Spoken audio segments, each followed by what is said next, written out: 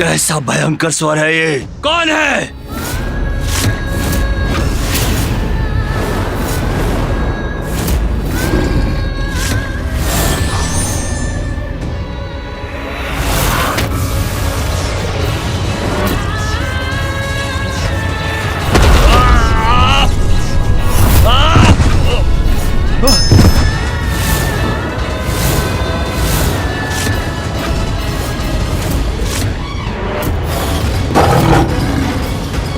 मूर्ख असुर, इतना भी नहीं समझता तू कि जिस पद पर आसीन होने की योग्यता ना हो, उस पर आसीन होने का परिणाम होता है सर्वनाश। तुम चाहे जो भी हो, वह तुम्हें छोड़ूंगा नहीं।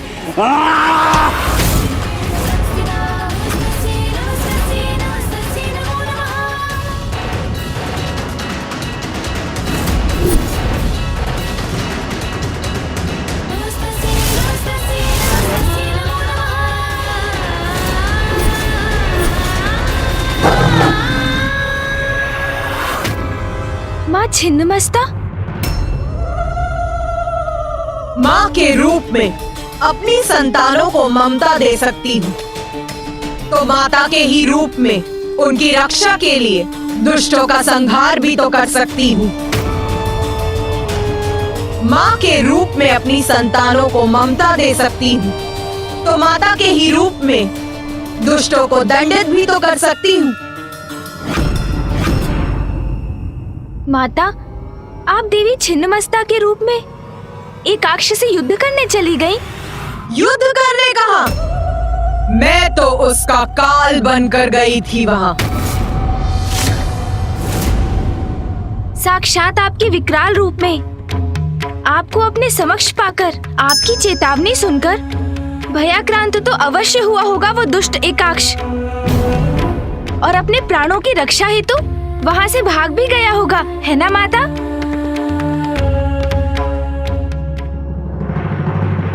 मेरे उस रूप में काल था उसके समक्ष, किंतु वो मूर्ख मुझसे क्षमा याचना करने के स्थान पर मुझे और भी उत्तेजित कर रहा था। क्या आपको उत्तेजित करने लगा? किंतु क्यों माता? विनाश काले विपरीत बुद्धि। तो क्या इसका अर्थ है कि दुष्ट एकाक्ष ने अपना अहंकार अब भी नहीं त्यागा था?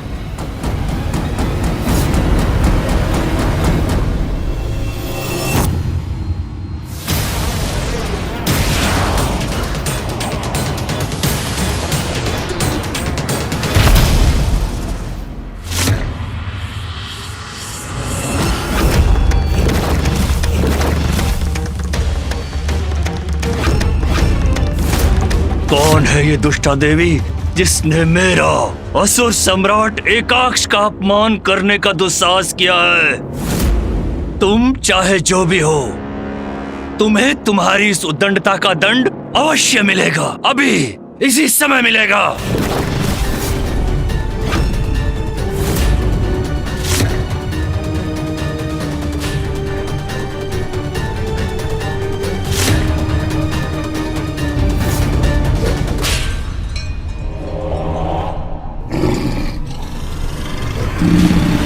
मुझे चुनौती देकर इस देवी ने कितनी बड़ी भूल की है, ये इसे अभी ज्ञात होगा। प्रणाम मातारा।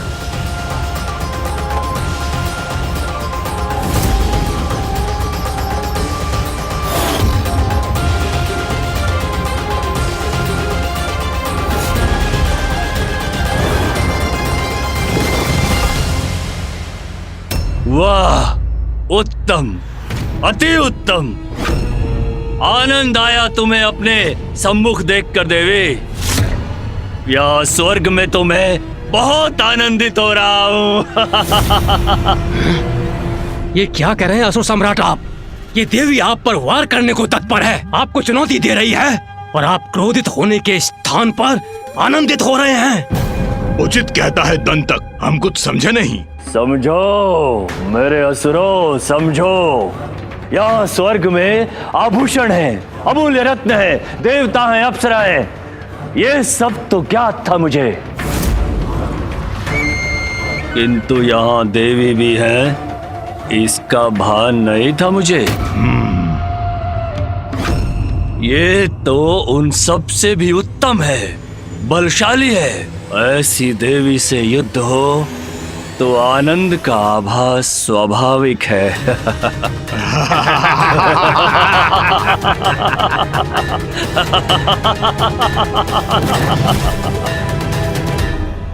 नीचता तो इन असुरों का स्वभाव है, तभी तो माता के प्रति इतने अपमानजनक शब्द बोल रहा है ये दुष्ट।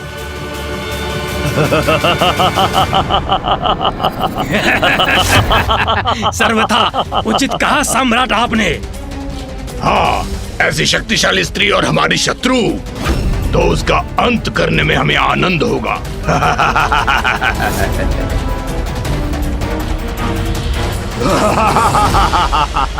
कहो देवी, तुम अपने सभी राजाओं का स्वागत ऐसे ही करती हो या ये विशेष स्वागत है स्वर्ग लोक के नवीन राजा असुर सम्राट एकाक्ष के लिए ही है?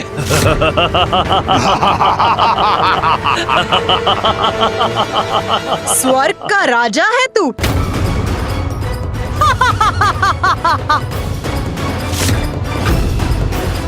स्वयं को लेकर बहुत भ्रम पाल रखे हैं तूने, किंतु चिंता मत कर एकाक्ष, एक एक करके तेरे सारे भ्रम नष्ट कर दूंगी मैं।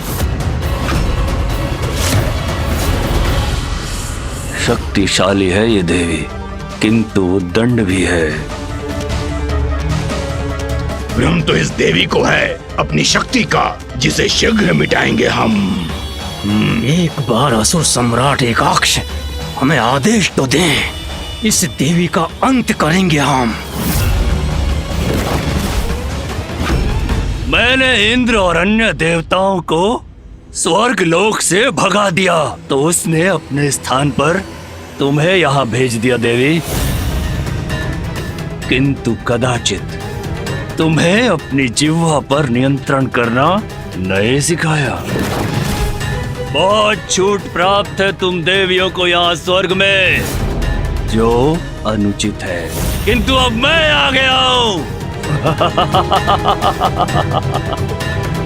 सब उचित कर दूंगा, सब।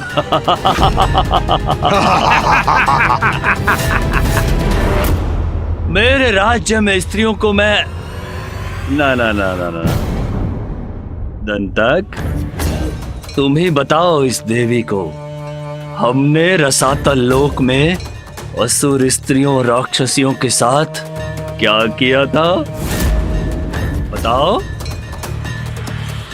असुर स्त्रियां, राक्षसियां, असुर सम्राट, हमारे रसातल लोक में तो स्त्रियां है ही नहीं।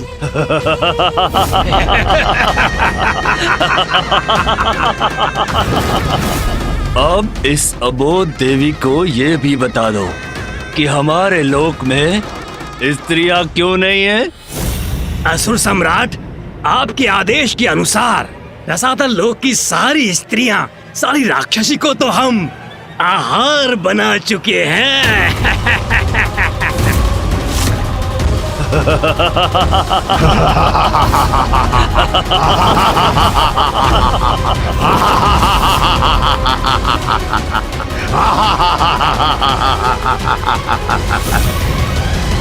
इतनी निर्दयता, अपनी स्त्रियों को आहार बना ली।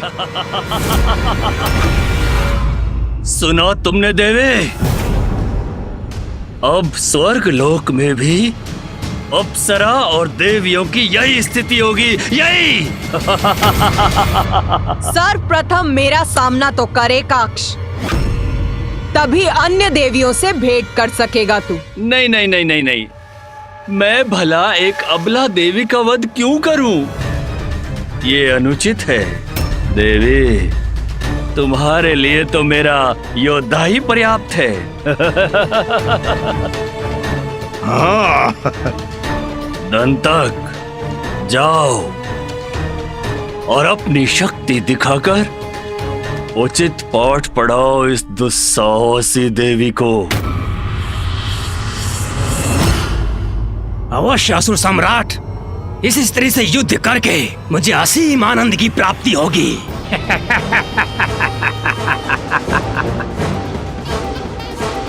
माता पर आक्रमण करेगा ये दुष्ट। इसे ज्ञात नहीं इसका कितना भीषण परिणाम भुगतना होगा इसे।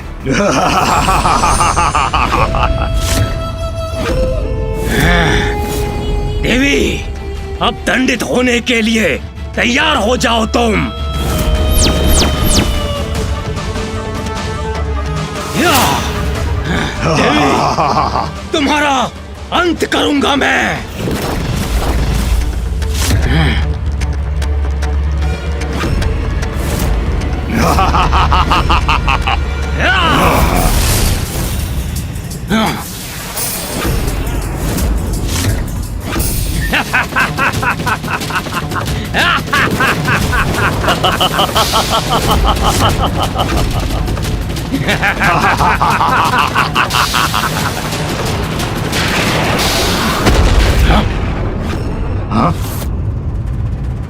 ये कैसे हो गया? मेरा अस्त्र नष्ट हो गया, मेरा प्रहार असफल हो गया।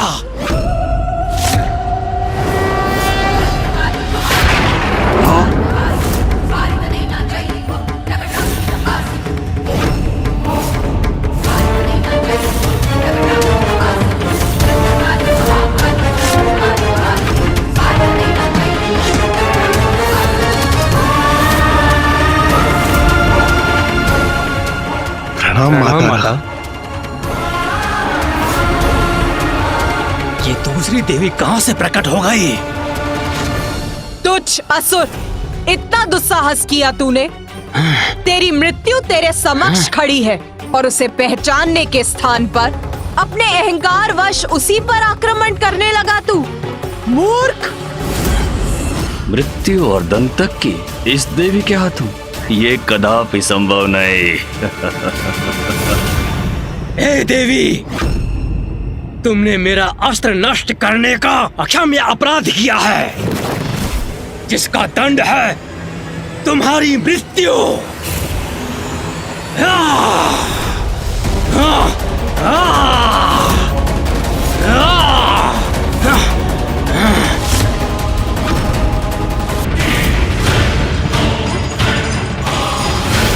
आप चिंता ना करें असुर सम्राट, इस देवी के अपराध का मैं उचित दंड दूंगा। जीवित नहीं छोड़ूंगा मैं उसे।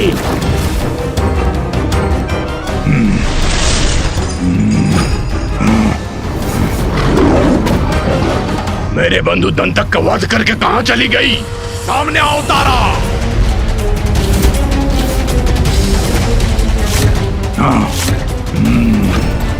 क्या इसी भय से लुप्त हो गई तुम?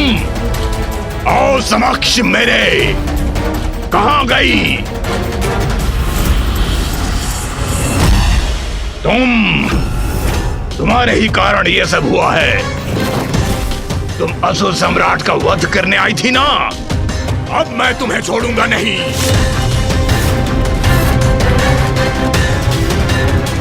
तुम्ही ने उस मायावी देवी को उत्पन्न किया यहाँ, तो अब मैं दंतक के वध का कठोर दंड दूंगा तुम्हें।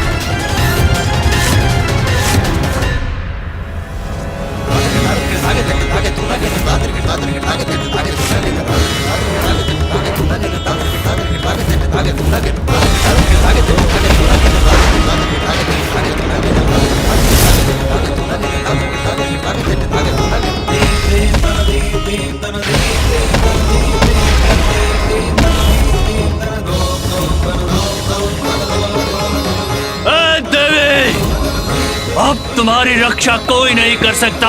मृत्यु होगी तुम्हारी, मृत्यु, क्योंकि तुम्हारा काल बाहुभुज तुम्हारी ओर बढ़ा आ रहा है। ये तुम्हें मसलकर तुम्हारे प्राणों को तुम्हारे शरीर से विलग कर देगा, विलग।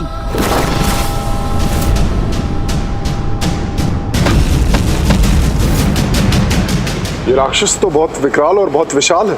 हाँ सूर्यदेव, चिंता तो मुझे भी हो रही है, किंतु माता की नहीं, इस असुर की। इसे ज्ञात नहीं इसके दुस्साहस का कितना भीषण परिणाम हो सकता है।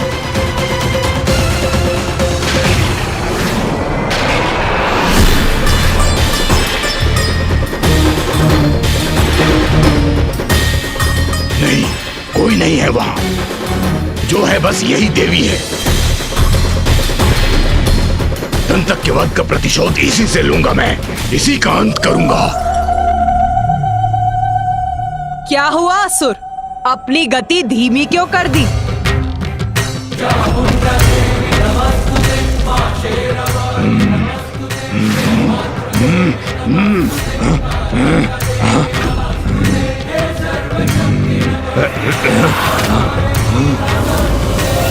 क्या था? कुछ तो था यहाँ, या मात्र मेरी कल्पना थी?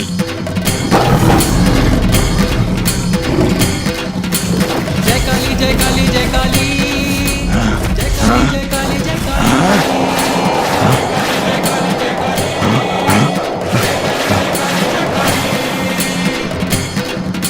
और जो भी था अब कहाँ गया? अब क्यों नहीं दिखाई देता मुझे?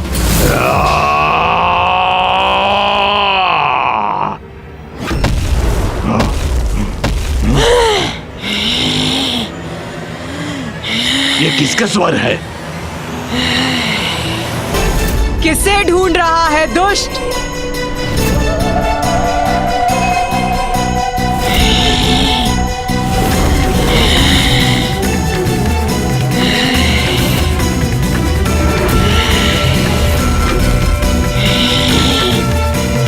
प्रणाम मां काली।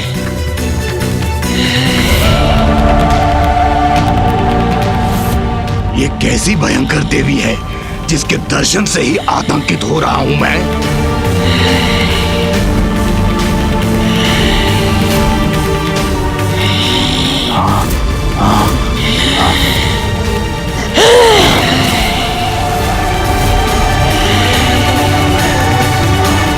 क्यों रुक क्यों गया? आगे बढ़, वार कर मुझ पर। बाहुभुज, यही उत्तम अवसर है। एक साथ दोनों का वध कर दो, एक साथ। रुको मत बाहुभुज, तुमने तो इससे अधिक शक्तिशाली राक्षसियों का वध किया है, भक्षण किया है उनका। आगे बढ़ो। बाहुभुज, तुम्हें अब किस बात का भय है? आगे बढ़ो। भक्षण, भक्षण ही करना है इन दोनों का मुझे, और यही करूंगा मैं।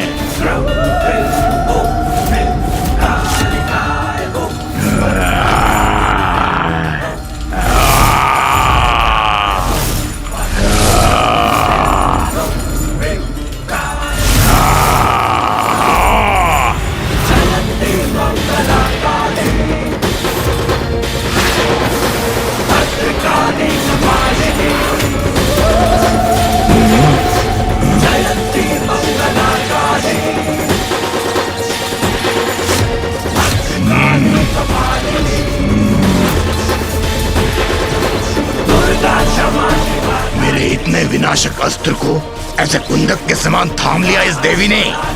विश्वास नहीं होता, कैसे संभव है ये? अवश्य ही ये भी कोई माया है इस देवी की। बाहुभुज को आगे बढ़ना ही होगा, वध करना होगा इसका। ये है तेरा अस्त्र जिससे तू मेरा वध करना चाहता था।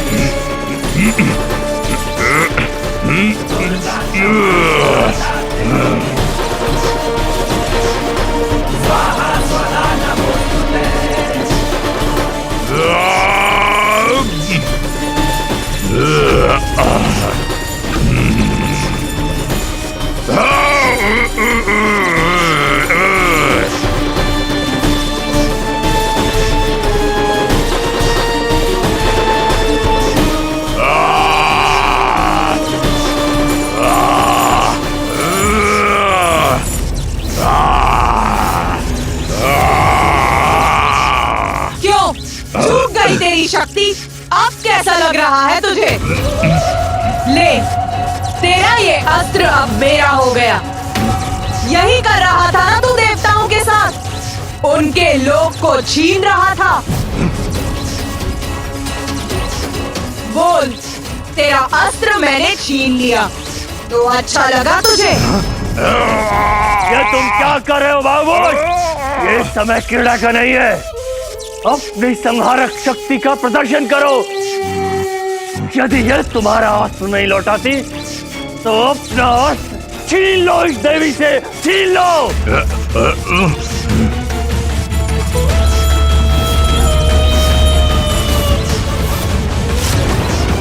बोल, तेरा अस्त्र चाहिए तुझे? तो तू क्यों कष्ट करता है? तू रुक जा वहीं, मैं स्वयं आती हूँ।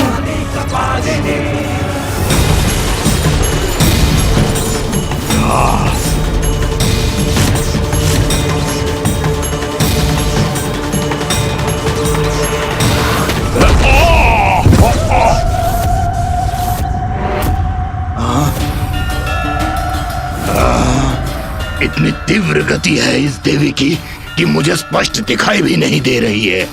कहाँ है वो?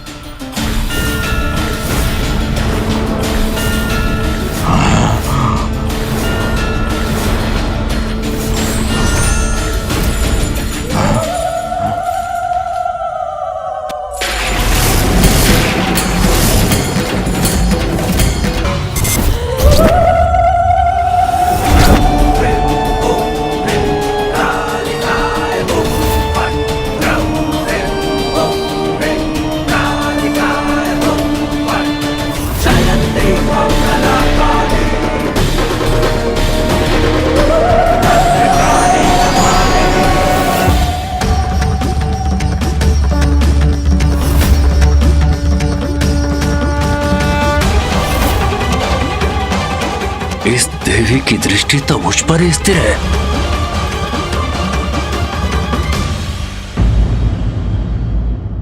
तो माँ तारा और माँ काली ने दंतक और बाहुभुज का अंत कर दिया था।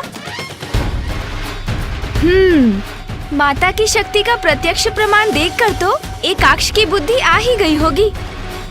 वो अवश्य अपने घुटनों पर गिरकर गिड़गिड़ाकर माँ से क्षमा याचना कर रहा होगा, अपने प्राणों की भिक्षा मांग रहा होगा, है ना माता? नहीं गणेश, इसके पश्चात एकाक्ष और छिन्नमस्ता के मध्य एक भयंकर युद्ध आरंभ हुआ।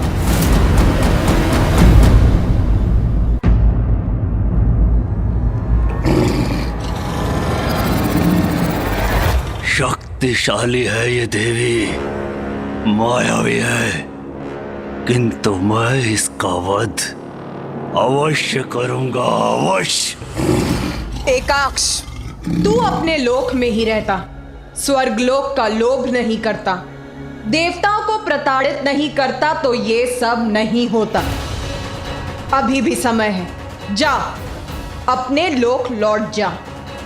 तेरे लोक में कोई कमी नहीं है। पृथ्वी लोक के ऋषि और मुनियों के समान, देवलोक के देवताओं के समान असुरों में भी अपना लोक संभालने का सामर्थ्य है। तेरे पूर्वज दारुक ने भी एक बहुत बड़ा अपराध किया था, किंतु उसकी पत्नी दारुका के कारण उसे एक नवीन जीवन प्राप्त हुआ। यह है एक स्त्री की शक्ति। इसीलिए अब स्त्रियों पर अत्याचार मत कर। जा अपने लोक लौट जा और वहां जाकर अपने मस्तिष्क, अपने जीवन को तपस्या से सींच।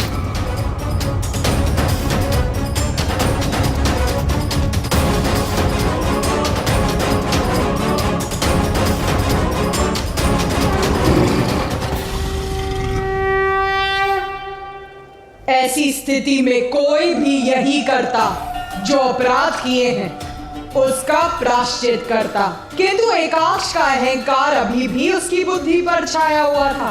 अहंकार के मद में इतना चूर था वो कि क्षमा याचना का विचार भी उसके मन में नहीं था। तो फिर क्या किया उसने?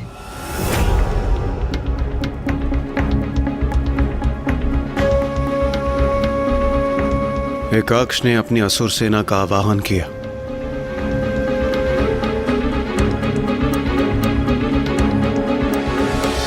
इतना सब घटित हो जाने के पश्चात भी वो माता से युद्ध करना चाहता था और इसके लिए उसने अपनी सेना भी बुला ली।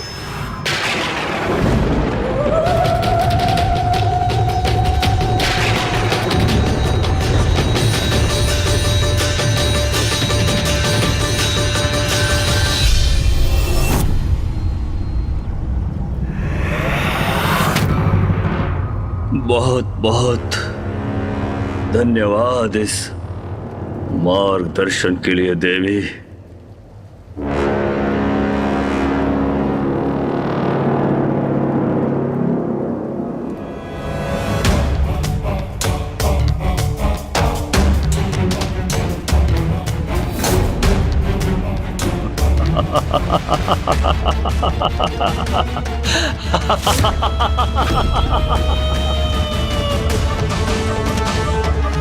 देवी!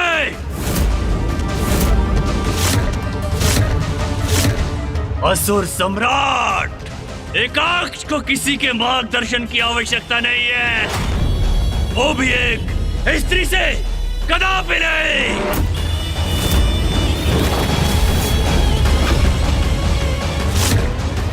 माता ने जो इसे अवसर दिया है उसे भी गवा रहा है ये दुष्ट। मार्गदर्शन तो अब मैं कराऊंगा तुम्हें, मैं।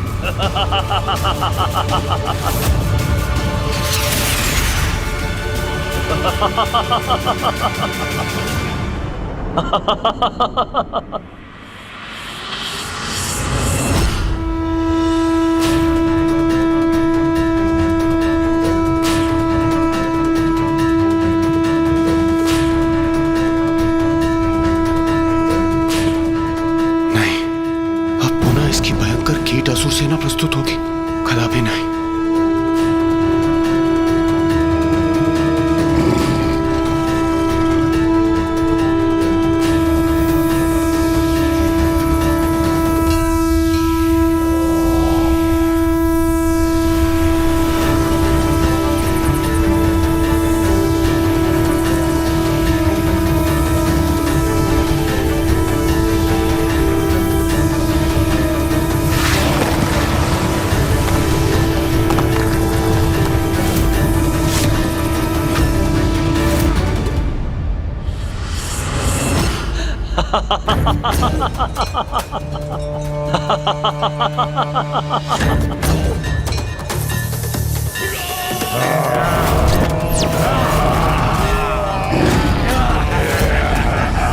क्या हुआ देवी? मेरे इन कीट असुरों को देखकर स्तब्ध रह गई ना? क्या सोचा था तुमने देवी कि मैं असुर सम्राट एकाक्ष मात्र 2 असुरों के साथ तुम्हारे समक्ष आया हूं?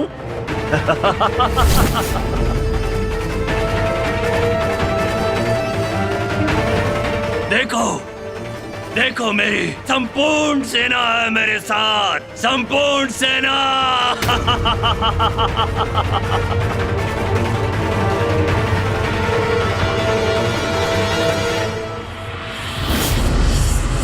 अब क्या करोगे तुम देवी? मेरी ये असुर सेना मेरे एक संकेत पर तुम्हारा और तुम्हारे सींग का भक्षण करेगी, भक्षण।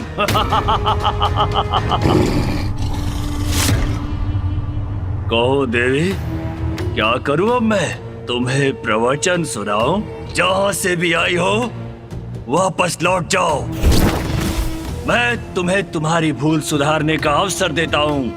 जाओ, अथवा यही अंत कर दूंगा तुम्हारा, यही। बोलो बोलो देवी, क्या चाहती हो तुम? बोलो।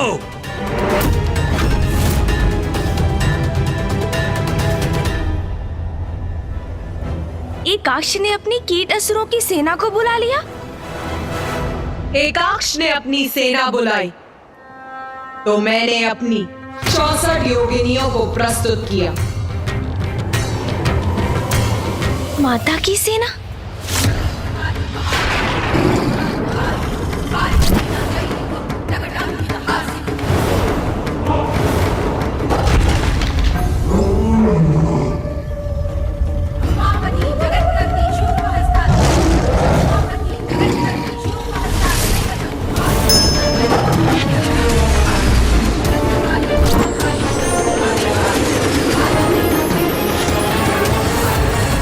बहुरूप तारा,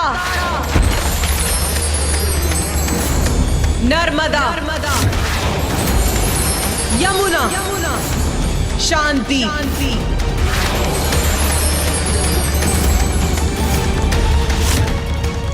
ये तो अपने भीतर से अन्य देवियों को उत्पन्न कर रही है। शीघ्र अंत करना होगा इस देवी का। वाराही,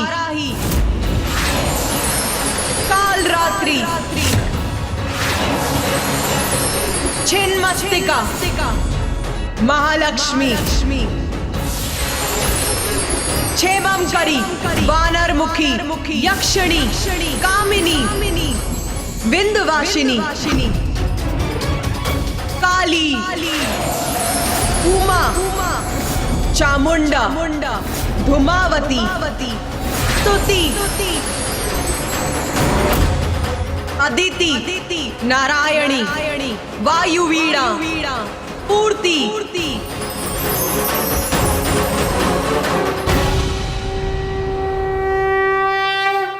माता ने अपनी 64 योगिनियों का आवाहन किया जो अपने विकराल रूप में यहाँ उपस्थित है।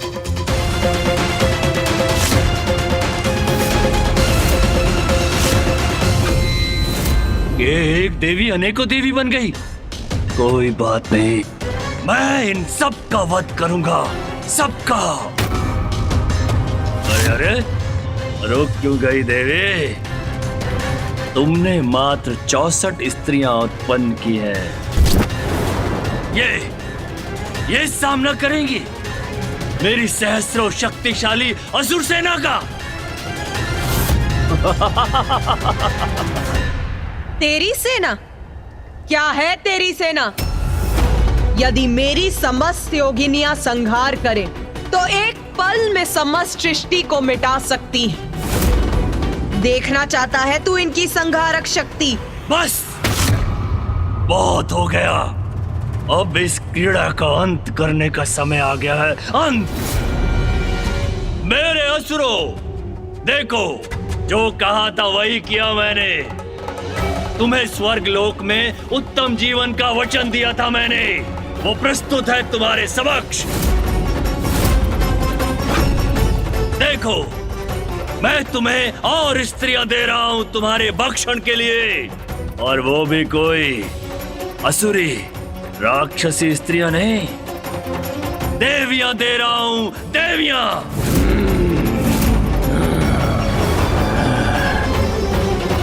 आरंभ करो, अपना भोज आरंभ करो,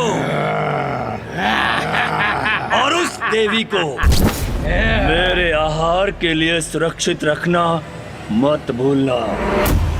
जाओ।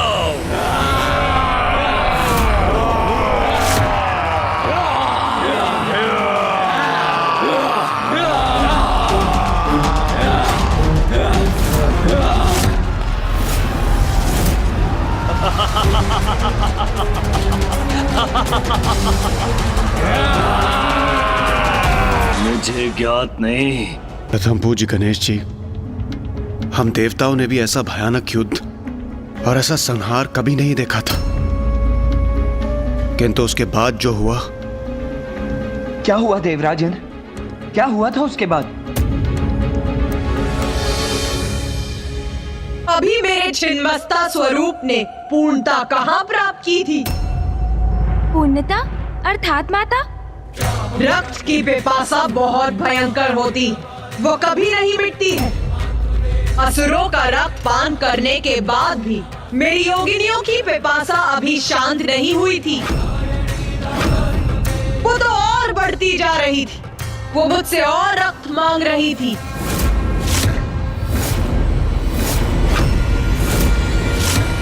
और रक्त माता? तो किसका रक्त दिया आपने उन्हें? रक्त दीजिए माता, रक्त दीजिए माता, रक्त दीजिए माता, रक्त दीजिए माता, रक्त दीजिए, कृपया रक्त दीजिए। आप महान हैं माता, दया की सागर हैं आप। देव, असुर, मानव, जो भी निष्कपट भाव से आपकी सच्ची पूजा करता है उसे आप अपनी कृपा का आशीष देती हैं, वरदान देती हैं उसे आप। और जब कोई अपनी सीमा का उल्लंघन करता है तो उसे दंडित भी करती हैं आप। अपनी संतानों के भरण पोषण के लिए आपने अपने ही शीश को त्याग दिया माता। माँ, सृष्टि की रचयिता हैं आप। सब कुछ आपसे ही जन्मा है। आप ही सबकी पालनहार हैं। सृष्टि के संतुलन को स्थापित रखकर उसकी रक्षा भी आप ही करती हैं माता। त्रिनेत्र महाकाली।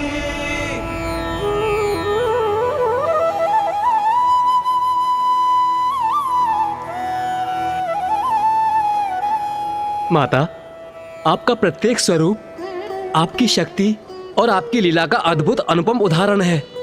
अब हमें अपनी माता छिन्नमस्ता के स्वरूप की महिमा और उसका फल बताने की भी कृपा कीजिए। मेरे इस रूप की कृपा से मेरे भक्तों को समूह स्तंभन की शक्ति प्राप्त होती और उसके शत्रु समूल नष्ट हो जाते हैं। प्रत्येक संघर्ष में उसे विजय प्राप्त होती और साथ ही उसे राजयोग भी प्राप्त होता है।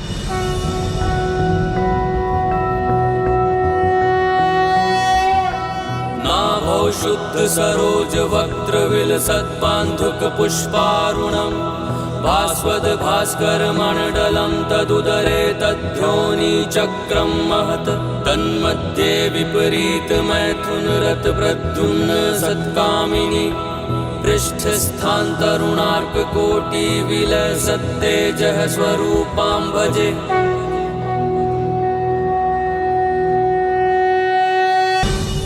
प्रणाम माता। मुझे अनुमति है ना माता कि मैं अपना प्रश्न आपसे पूछ सकूं? पूछो अपना प्रश्न। माता, आपके द्वारा त्रिदेवों को प्रकट करने की जो प्रक्रिया आरंभ हुई, उसमें आपने जल, पृथ्वी, सूर्य और 14 भुवनों का सृजन किया।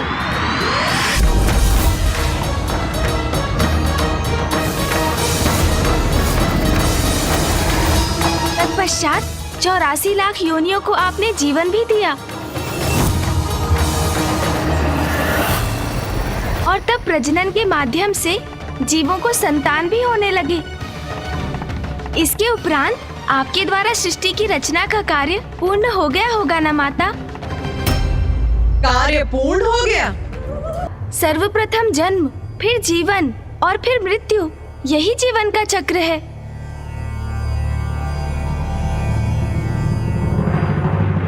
उत्तम, उत्तम उत्तर है तुम्हारा और उसी में तुम्हारे प्रश्न का उत्तर भी निहित है।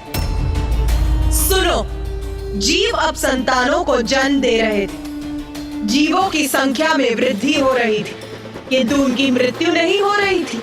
इसीलिए प्रकृति में असंतुलन उत्पन्न होने लगा और इसीलिए मेरे दूसरे अवतार के अवतरित होने के लिए ये आवश्यक हो गया।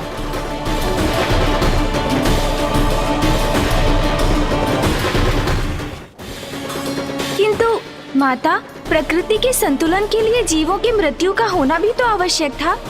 हाँ, इसीलिए जब तक जन्म, जीवन और मृत्यु का चक्र पूर्ण रूप से स्थापित नहीं होता, मेरा कार्य कहाँ पूर्ण हो सकता है? हाँ माता, किंतु माता फिर सृष्टि पर जीवन चक्र, पृथ्वी पर प्रकृति का संतुलन कैसे स्थापित हुआ?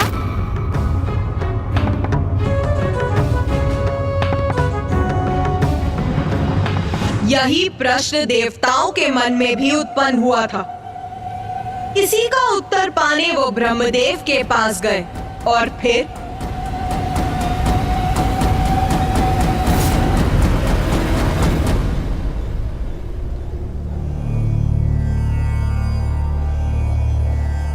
प्रणाम ब्रह्मदेव।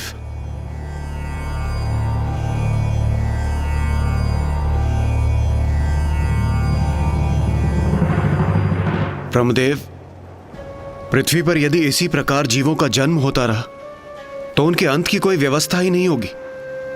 वहां जीवन के सभी साधन जैसे भोजन, जल, वायु सभी अपर्याप्त हो जाएंगे। सृष्टि का संतुलन बिगड़ जाएगा प्रभु।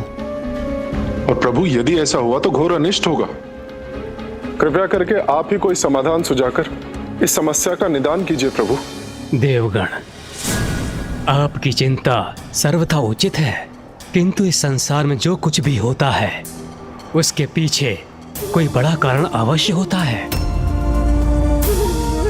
जब देवी श्री महाकाली ने संसार के जीवों को प्रजनन क्षमता प्रदान की तो उन्हें भी इस परिस्थिति का पूर्वानुमान अवश्य होगा। इसका हल पाने के लिए हमें देवी श्री महाकाली की प्रार्थना कर उनसे हमारे मार्गदर्शन की गुहार लगानी चाहिए।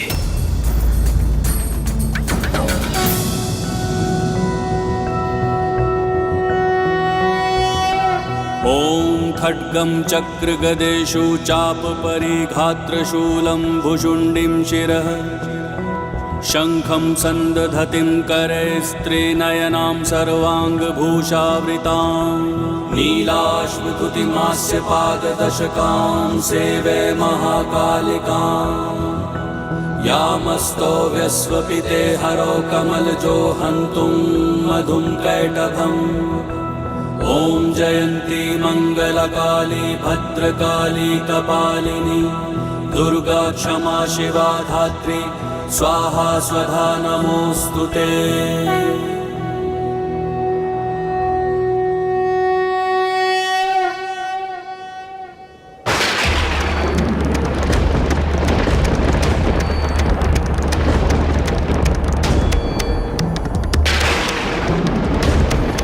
अचानक यहाँ इतना अंधकार कैसे छा गया?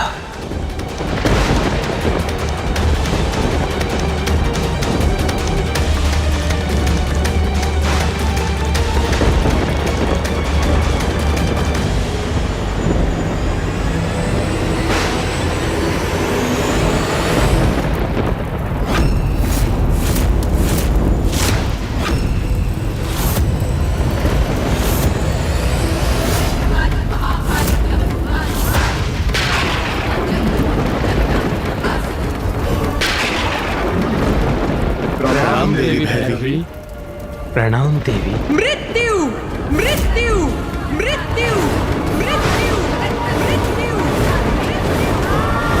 मृत्यु है आपकी समस्या का समाधान। मृत्यु है आपकी समस्या का समाधान। मृत्यु है आपकी समस्या का समाधान। मृत्यु है आपकी समस्या का समाधान। ब्रह्मदेव, पृथ्वी पर यदि इसी प्रकार जीवों का जन्म होता रहा तो उनके अंत की कोई व्यवस्था ही नहीं होगी। सृष्टि का संतुलन बिगड़ जाएगा प्रभु। और प्रभु, यदि ऐसा हुआ तो घोर अनिष्ट होगा। कृपया करके आप ही कोई समाधान सुझाकर इस समस्या का निदान कीजिए प्रभु।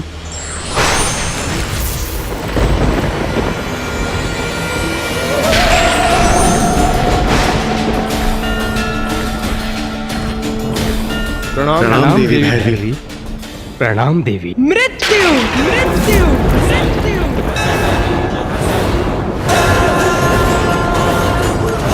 मृत्यु है आपकी समस्या का समाधान। आयु समाप्ति पर होने वाली स्वाभाविक मृत्यु। किंतु अभी मेरे द्वारा जीवों की आयु और मृत्यु का विधान निहित होना शेष है और अपने भैरवी स्वरूप में मैं वही करने आई हूँ। आयु समाप्त होगी तो जीव की मृत्यु हो जाएगी, ये तो उचित है। किंतु हमें यह कैसे ज्ञात होगा कि किस जीव की क्या आयु होगी और उसका अंत कैसे होगा? जीवों के जन्म के साथ जब उनके जीवन का आरंभ होगा तब ब्रह्मदेव उनकी आयु भी निर्धारित करेंगे। प्रत्येक युग में मनुष्यों की आयु और लंबाई भिन्न होगी। सतयुग में मनुष्यों की आयु 100 सहस्त्र वर्ष और लंबाई 21 हाथ होगी। त्रेता युग में मनुष्यों की आयु 10 सहस्त्र वर्ष और लंबाई 14 हाथ होगी। द्वापर युग में मनुष्यों की आयु होगी सहस्त्र वर्ष और लंबाई 7 हाथ होगी। और कलयुग में मनुष्यों की आयु होगी 100 वर्ष और लंबाई 3.5 हाथ होगी। और जैसे जैसे कलयुग आगे बढ़ेगा मनुष्यों की आयु कम होती जाएगी और लंबाई भी कम होती जाएगी। और कलयुग के अंत में मनुष्यों की आयु केवल 12 वर्ष रहेगी और लंबाई बहुत छोटी रह जाएगी। सामान्य रूप से युग के अनुसार मनुष्यों की यही आयु अवधि रहेगी, किंतु प्रत्येक मनुष्य की वास्तविक आयु उसके पूर्व जन्म के कर्मों के अनुसार उसके जन्म के समय निर्धारित होगी, जो दीर्घ भी हो सकती है और अल्प भी हो सकती है। माता, मनुष्यों की मृत्यु के बाद उनका तन मिट जाएगा, किंतु आत्मा कहाँ जाएगी? मेरे भुवनेश्वरी स्वरूप में 14 लोकों की रचना की थी मैंने।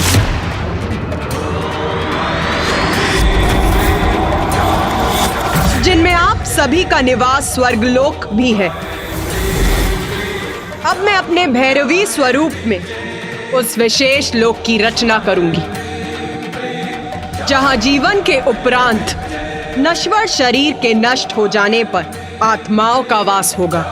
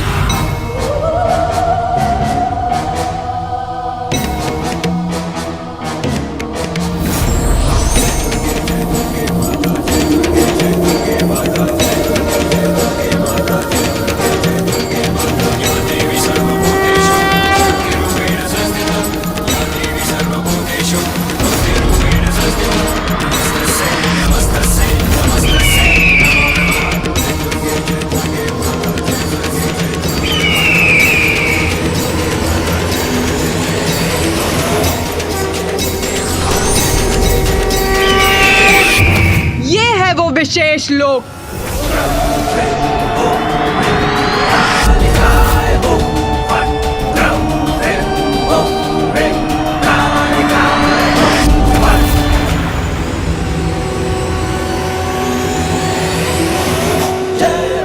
धर्म परायण और सदाचारी जीवों की आत्माओं को यहाँ स्वर्ग लोक के सुखों का अनुभव होगा, और जो दुराचारी और धर्म भ्रष्ट जीवों की आत्माएं होंगी, ये लोक उनके लिए नर्क के समान होगा।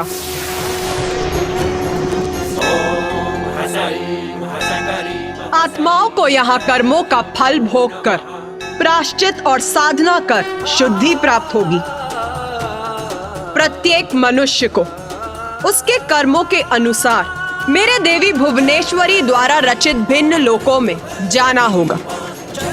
जो सत्कर्म कर यहाँ पहुँचेंगे, उन्हें यहाँ के बाद स्वर्ग में स्थान प्राप्त होगा, और दुष्कर्मियों की आत्माओं को निम्न लोकों में जाना होगा। किंतु जिन जीवों के लिए भक्ति ही सर्वोपरि रही, मेरी या किसी अन्य ईश्वर की, उन्हें मोक्ष की प्राप्ति होगी, और वो विष्णु लोक, ब्रह्मलोक अथवा कैलाश अर्थात दिव्य लोकों में स्थित होंगे। अद्भुत माता, जीवन और मृत्यु के चक्र को स्थापित करने हेतु प्रकृति के संतुलन को सुचारू रूप से बनाए रखने के लिए आपने अपने माता भैरवी स्वरूप में एक ऐसे लोक का निर्माण किया जहां मृत्यु के उपरांत आत्माओं का निवास हो।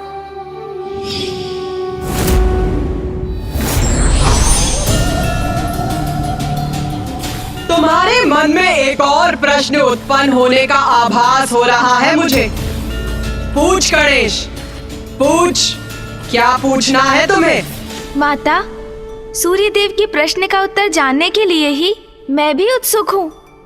आत्माओं के लिए एक अन्य लोक का निर्माण तो हो गया, किंतु उसको व्यवस्थित रूप से चलाने का दायित्व किसको सौंपा गया माता? ये प्रश्न सभी देवताओं के मन में भी रह रहकर उठ रहा था। देवी भैरवी संसार में प्रकट हुई, किंतु इससे मृत्यु की व्यवस्था पूर्ण नहीं हुई थी। उसके लिए एक काल देवता की आवश्यकता थी, जो हमारा प्रतिनिधित्व कर इस कार्य का दायित्व संभाले। उनकी सहायता के लिए काल के दूत की आवश्यकता थी और जो जीवों की आत्माओं को बंदी बनाए उस पाश की आवश्यकता थी। पाश? जीवों की आत्माओं को बंदी बनाने के लिए पाश की आवश्यकता थी। और माता, काल देवता के पद पर योग्य देवता की नियुक्ति भी तो आवश्यक होगी। वो कैसे हुआ माता?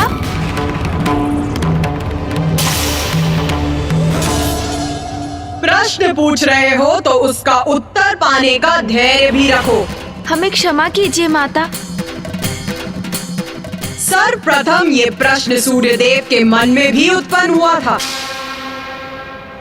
किंतु उन्हें कहा गया था कि इस प्रश्न का उत्तर उनसे ही जुड़ा हुआ था। उत्तर सूर्यदेव से जुड़ा था, अर्थात माता?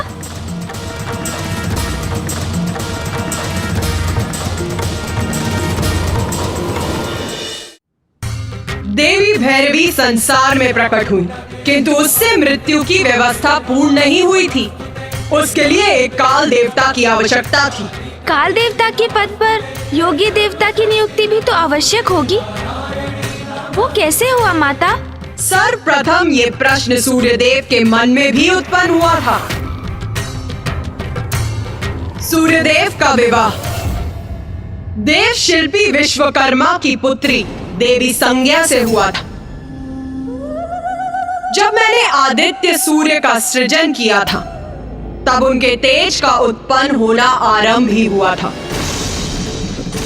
तब उनकी एक पुत्री यमी और एक पुत्र यम, 2 संतानें हुई थी।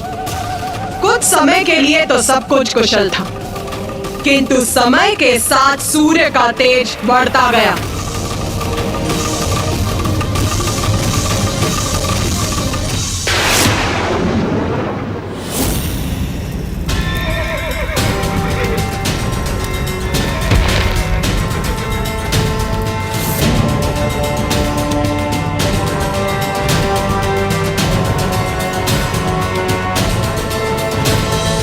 देवी संज्ञा,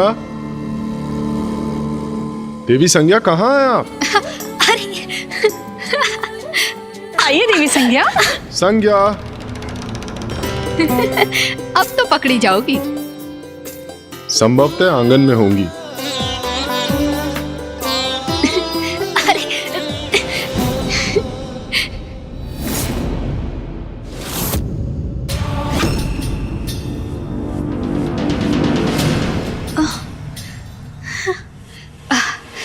इतना प्रचंड तेज, इतना तीव्र प्रकाश।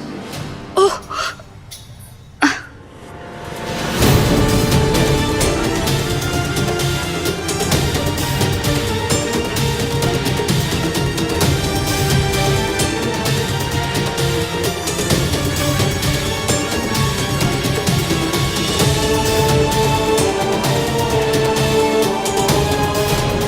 सूर्यदेव का तेज असहनीय हो रहा है हमारे लिए।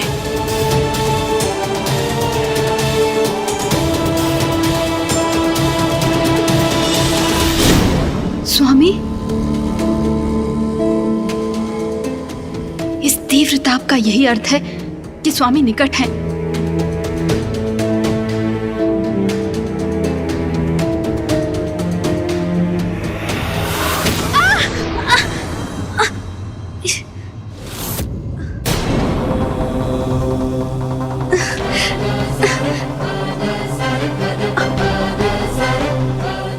स्वामी, मैं वो। देवी संज्ञा, क्या मुझे इतना भी अधिकार नहीं कि मैं अपनी पत्नी का स्पर्श कर सकूं? स्वामी, ऐसी कोई बात नहीं है। मैं तो बस।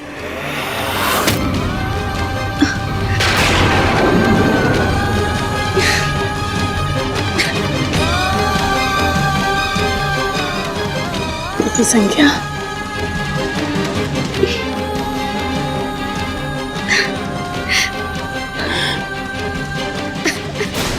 देवी संज्ञा, धैर्य रखिए, सब ठीक हो जाएगा।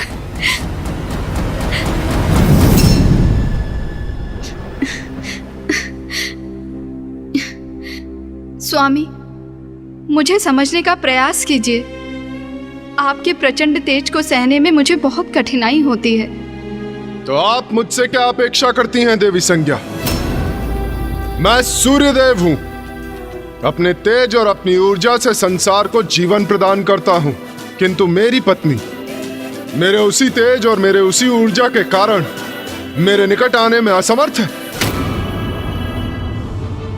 और यदि ऐसा ही है तो क्या मैं यहां से कहीं चला जाऊं, अथवा आप सदा के लिए अपने पिता के निवास लौटना चाहती हैं?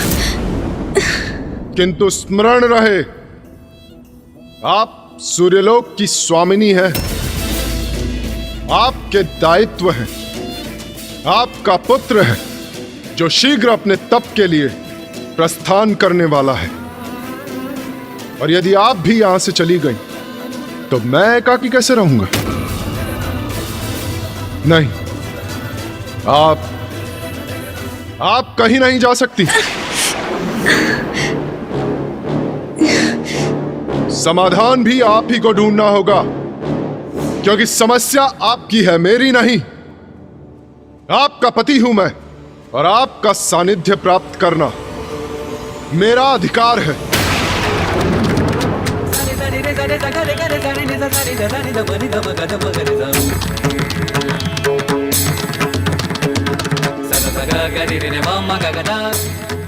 माँ,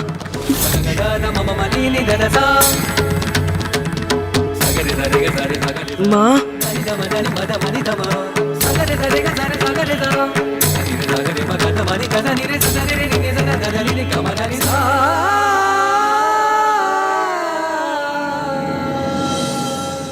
माँ, मैं आपको इस प्रकार दुखी होते हुए नहीं देख सकता, और आपको इस अवस्था में देख के तो मैं तपस्या के लिए कदापि नहीं जा सकता। माँ, पुत्र, तपस्या के लिए तुम्हारा जाना अत्यंत महत्वपूर्ण है। तुम धर्म परायण हो और तप तुम्हारा धर्म है, इसलिए तुम्हारा तप के लिए जाना उचित है। तुम मेरी चिंता त्याग दो और तुम तपस्या के लिए अवश्य जाओ। मैं यहाँ कुशल रहूंगी। उचित है माँ। प्रणाम। माँ, मैं आपका आदेश नहीं टाल सकता, इसीलिए अवश्य जाऊंगा मैं, किंतु अपना तप संपन्न कर शीघ्र ही लौटूंगा।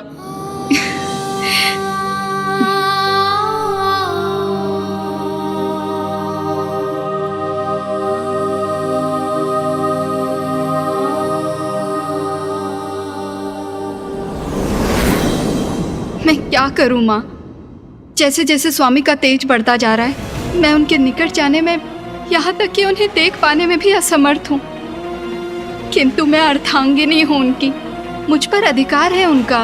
मुझे कोई उपाय सुझाइए माता, मेरा मार्गदर्शन कीजिए। मैं करूँ तो क्या करूँ? मैं करूँ तो क्या करूँ माँ?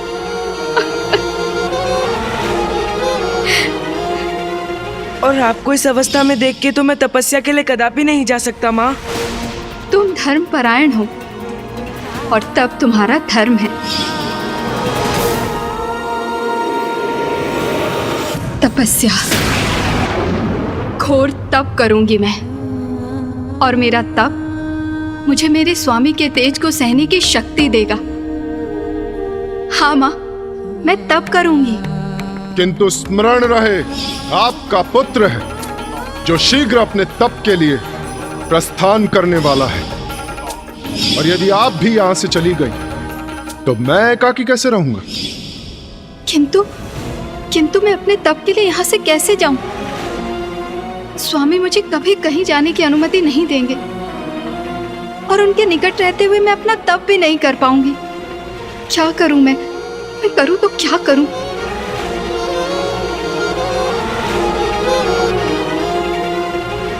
माँ, माँ, इस दुविधा से मुझे मुक्ति दिलाइए माँ। कोई उपाय सुझाइए, कोई उपाय सुझाइए, कोई उपाय सुझाइए, कोई उपाय सुझाइए। कोई उपाय सुझाइए माँ, कोई बाइस हो जाइए।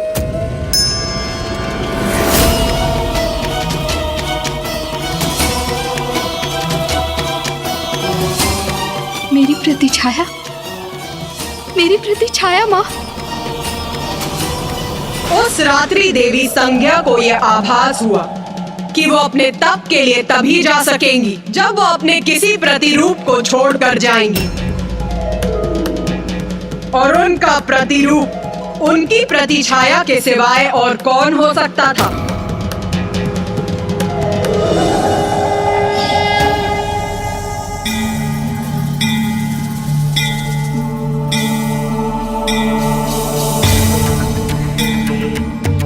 हाँ, यही उचित है। माँ का भी यही संकेत है। यही करूंगी मैं, अपनी इस छाया को यहाँ स्थित करूंगी।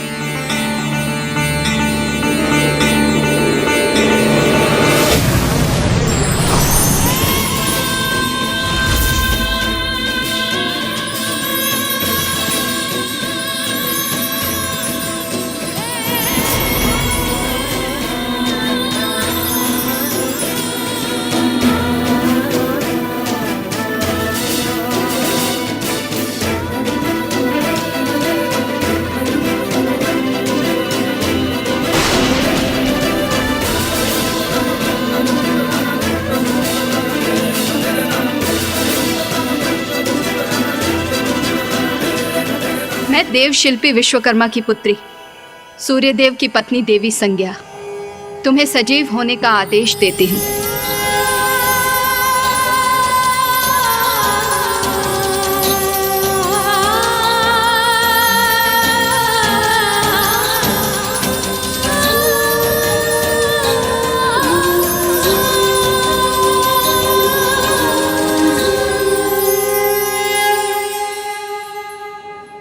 तुम छाया हो, मेरी प्रतिछाया।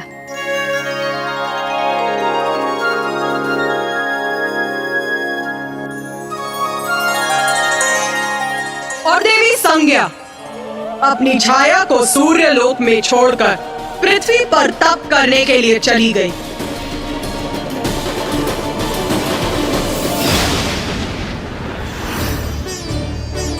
स्वामी,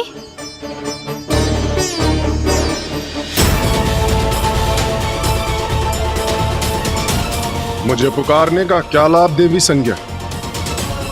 क्योंकि यदि मैं मुड़कर आपकी ओर देखूंगा तो आप अपने नेत्र नीचे कर लेंगी। जो कहना है वहीं से कहिए, मैं सुन रहा हूं।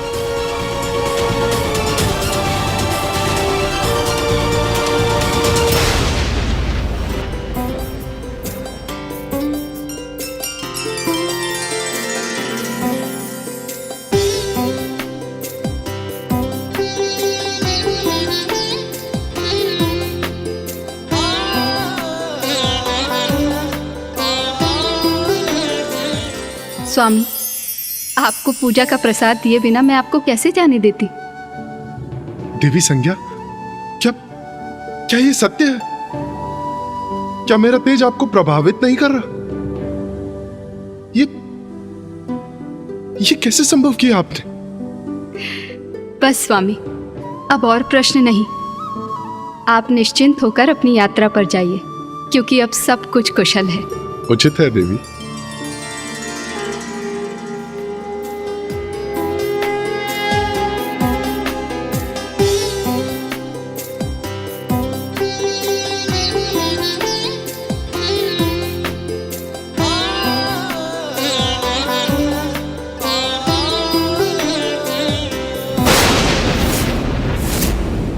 मैं देवी संज्ञा नहीं, छाया हूं सूर्यदेव। मैं आपकी पत्नी नहीं, मात्र उनकी प्रतिछाया हूं। मैंने देवी संज्ञा को वचन दिया है कि मैं आपकी देखभाल करूंगी और किसी को भी ये ज्ञात नहीं होने दूंगी कि वो सहज आपका सानिध्य प्राप्त करने के लिए यहाँ से बहुत दूर तपस्या करने गई हैं। सूर्यदेव, जब माता संज्ञा तपस्या करने सूर्यलोक से चली गईं, तो क्या आपको कभी उनकी अनुपस्थिति का आभास नहीं हुआ? क्या ऐसा कभी प्रतीत नहीं हुआ कि छाया माँ संज्ञा माँ तो है ही नहीं? प्रथम पूज्य गणेश जी, देवी छाया देवी संज्ञा की प्रतिरूप थी। सभी प्रकार से वो उनके समान थी और मैं भी अपनी पत्नी का साथ पुनः पाकर अत्यंत प्रसन्न था। और जब भी मैंने उनके भीतर आए हुए परिवर्तन का रहस्य जानने का प्रयास किया तो सदा उन्होंने उस प्रश्न को टाल दिया। तब तनिक शंका अवश्य होती थी मुझे। तो क्या आप कभी सत्य ज्ञात कर सके सूर्यदेव? हाँ गणेश जी। ये सत्य कैसे जाना आपने सूर्यदेव, बताइए ना। गणेश,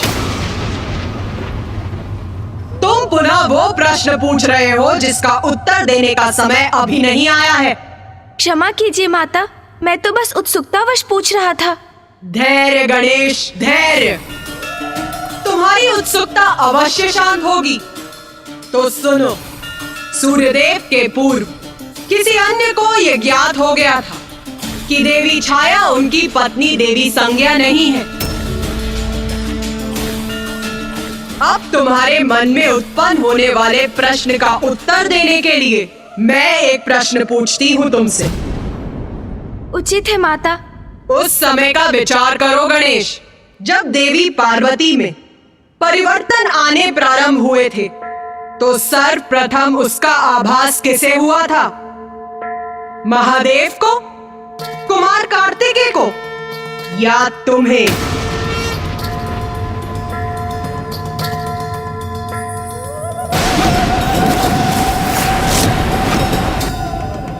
मुझे माता।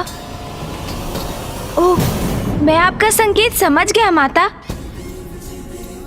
तो सूर्यलोक में जो घटित हो रहा था उस परिवर्तन का सत्य सूर्यदेव से भी पूर्व माँ संज्ञा के पुत्र को ज्ञात हुआ।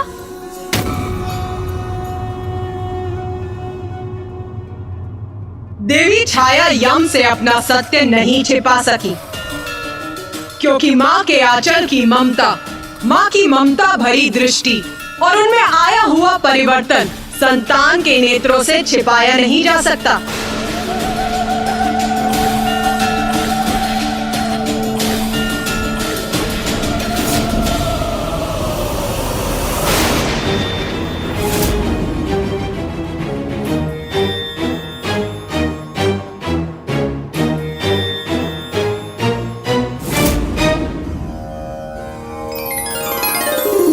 समय बीतता गया।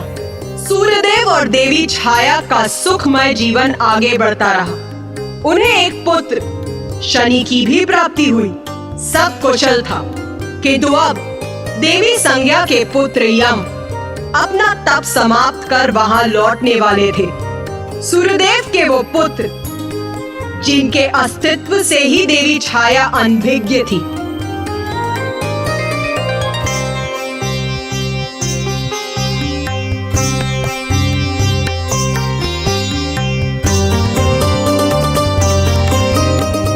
माँ कितनी आनंदित है, अर्थात यहाँ सब कुशल है। मैं माँ को चकित कर दूंगा।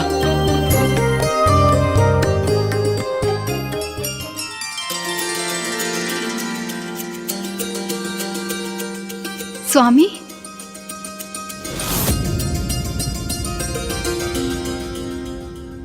यहाँ तो कोई भी नहीं है। प्रणाम माँ। ये कौन है? यहाँ कैसे आया? क्यों आया? कौन हो तुम? और मुझे स्पर्श करने का साहस तुमने कैसे किया? माँ ने मुझे पहचाना नहीं और माँ भयभीत भी है मुझसे। स्वामी, ये जो भी है, किंतु मेरी माँ कदापि नहीं है।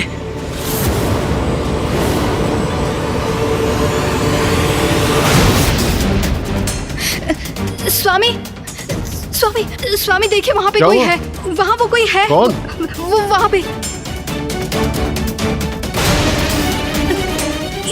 ये अब समझा मैं। अचानक अपने पुत्र को देखकर आप फूले नहीं समा रही पुत्र? और अपनी प्रसन्नता व्यक्त करने के लिए शब्द नहीं है आपके पास, है ना?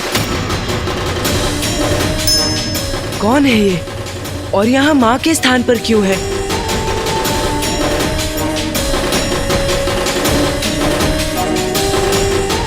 देवी संज्ञा, अब यहाँ स्तब्ध ही खड़ी रहेंगी? इतने समय बाद लौटा है आपका पुत्र, क्या उसके लिए उत्तम भोजन का प्रबंध नहीं करेंगी? जी स्वामी, उचित है।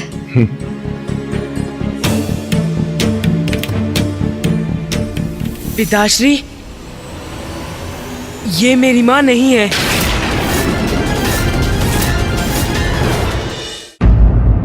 ये मेरी माँ नहीं है पिताश्री।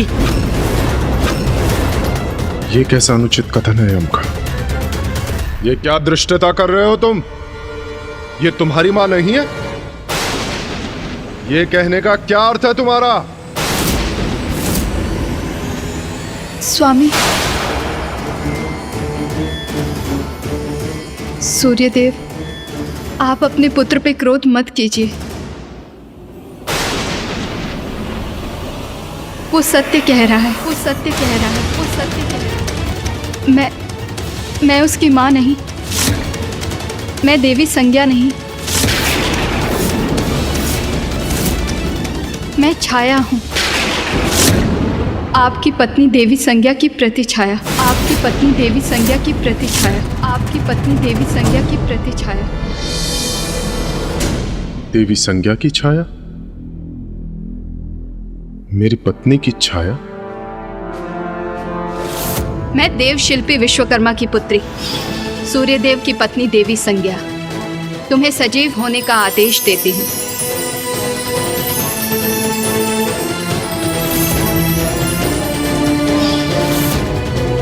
तो अंततः इस प्रकार सूर्यदेव को सत्य ज्ञात हो ही गया। हाँ, देवी छाया ने अपना सत्य विस्तार से सूर्यदेव को बताया और उन्हें आभास हो गया कि अपने अत्यधिक तेज के कारण वो अपनी पत्नी देवी संज्ञा का सानिध्य प्राप्त नहीं कर सकते। इसीलिए इस समस्या का निदान पाने के लिए वो अपनी पत्नी देवी संज्ञा के पिता देव शिल्पी विश्वकर्मा के पास गए।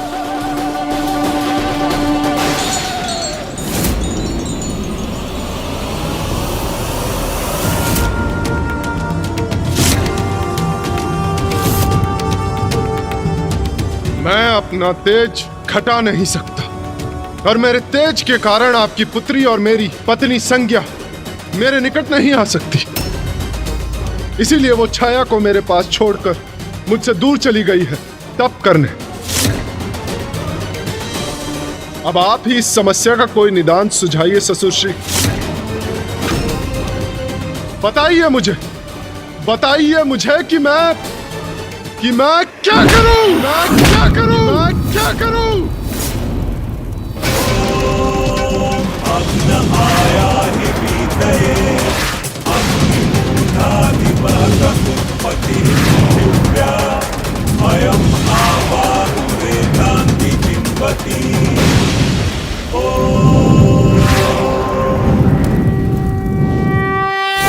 माता, ये तो और भी विकट परिस्थिति उत्पन्न हो गई थी, तो विश्वकर्मा जी ने क्या सुझाव दिया?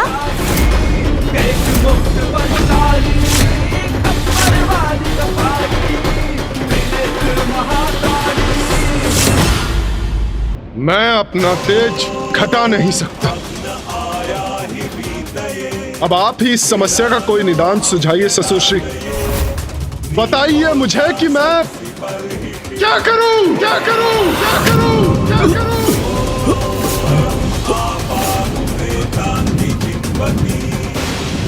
इस लोह पात्र में गिरकर सूर्यदेव की किरणें शिथिल पड़ रही हैं।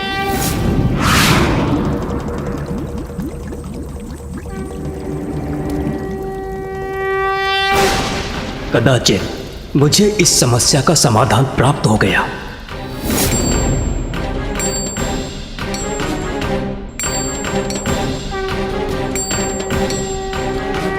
संसार के महानतम शिल्पकार विश्वकर्मा ने सूर्यदेव की समस्या का समाधान ढूंढ लिया और अपने विशेष उपकरणों से उनके तेज को खंडित किया।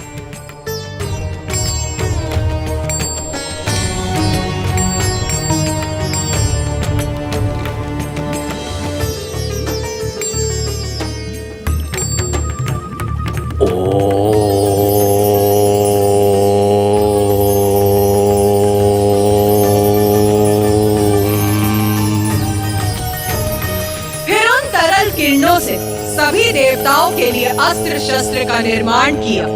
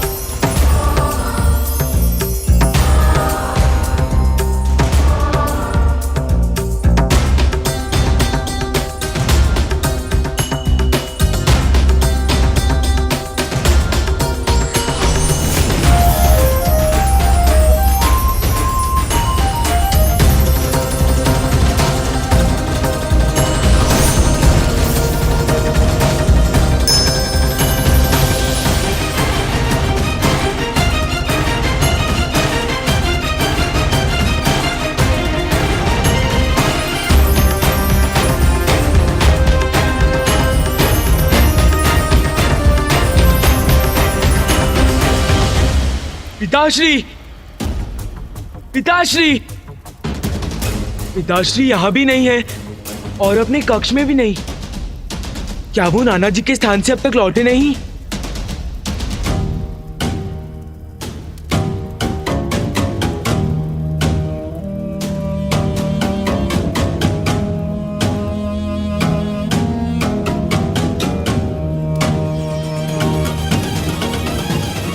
धन्यवाद विश्वकर्मा जी।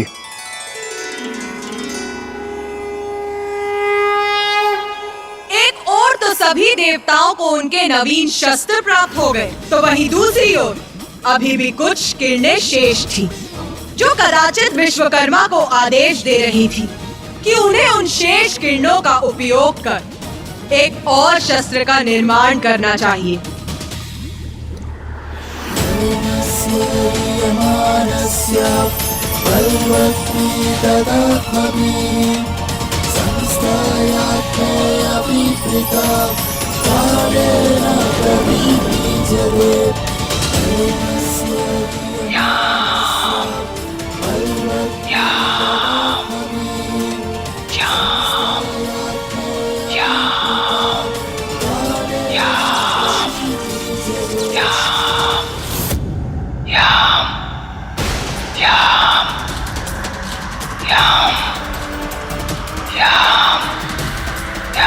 मुझे ऐसा क्यों प्रतीत हो रहा है जैसे नाना जी के भवन से मुझे कोई पुकार रहा हो।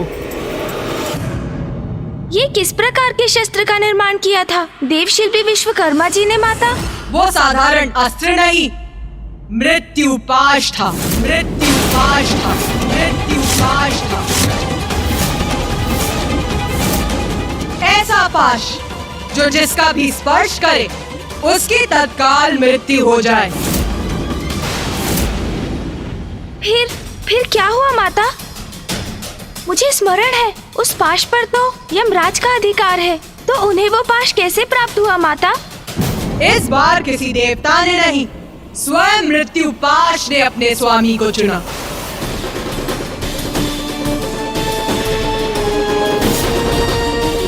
किंतु शस्त्र कैसे चुन सकता है अपना स्वामी? माता, क्या हुआ कार्तिकेय? क्या तुम्हारी समझ अपने अनुज से भिन्न है? हाँ माता। उचित है, तो फिर तुम ही समझाओ। अनुज गणेश, तुम तो सर्वज्ञाता हो, बुद्धि के देवता हो, किंतु फिर भी यदि तुम मेरे मुख से शस्त्र की महिमा समझना चाहते हो तो सुनो। शस्त्र और योद्धा एक दूसरे के पूरक हैं। ये कोई संयोग नहीं है कि पिताश्री, मामा जी,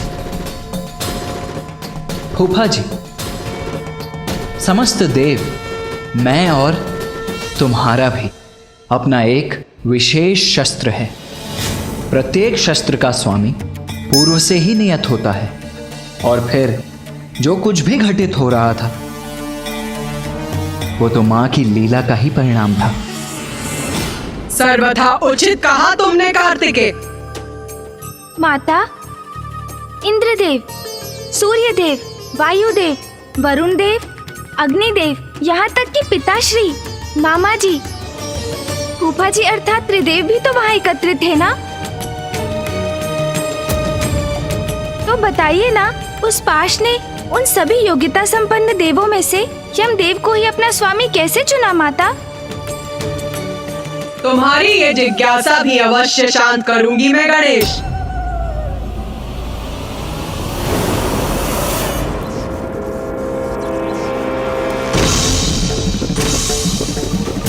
अद्भुत है ये शस्त्र, ये पाश।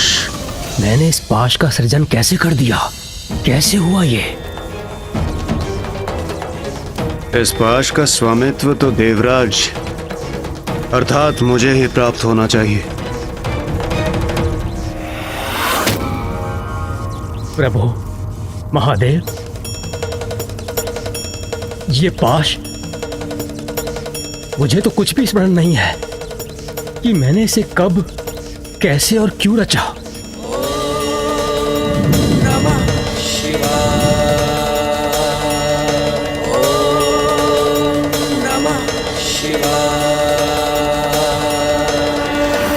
देव शिल्पी विश्वकर्मा, आपके जिन हाथों से समूची सृष्टि की रचना हुई है, वो जो भी रचेंगे उसका अवश्य कोई बड़ा महत्व होगा। किंतु प्रभु, आप त्रिदेवों के साथ इंद्रदेव और सभी देवों के शस्त्रों का मैं पूर्व ही निर्माण कर चुका हूं।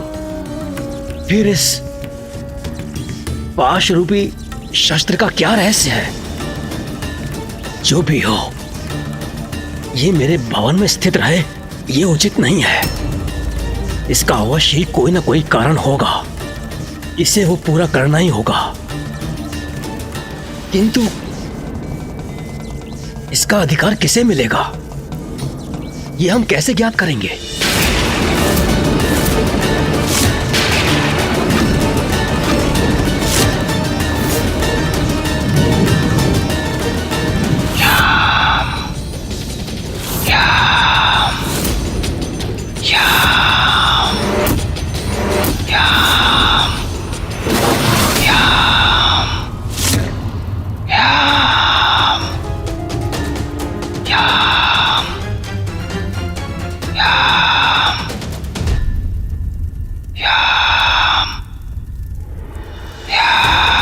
नाना जी के भवन से ये कौन मेरा आवाहन कर रहा है रह रहकर? पिताजी वही हैं, कहीं उन्हें तो मेरी आवश्यकता नहीं? मुझे स्वयं जाकर वहां देखना चाहिए।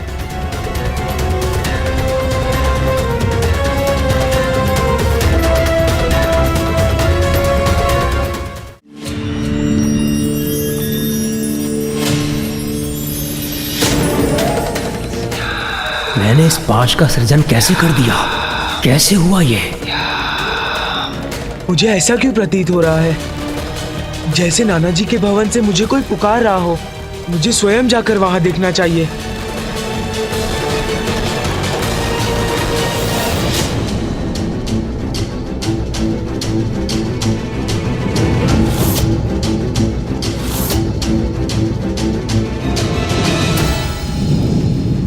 अनायास देव शिल्पी विश्वकर्मा जी ने इसका सृजन किया।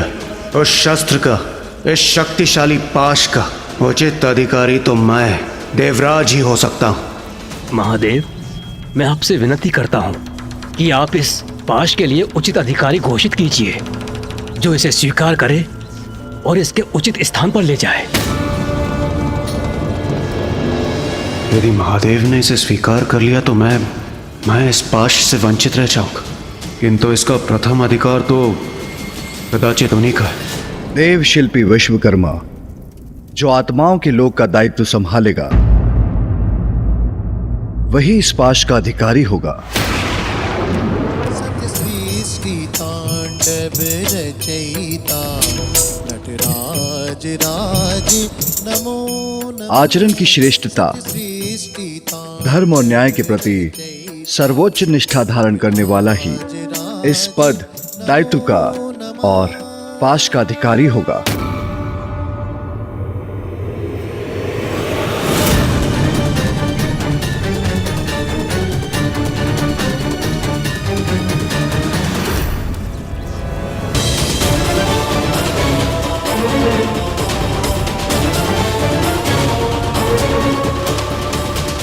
देवगण, मुझे ज्ञात है आप सभी इस पाश को पाने के लिए लालायित हो रहे हैं,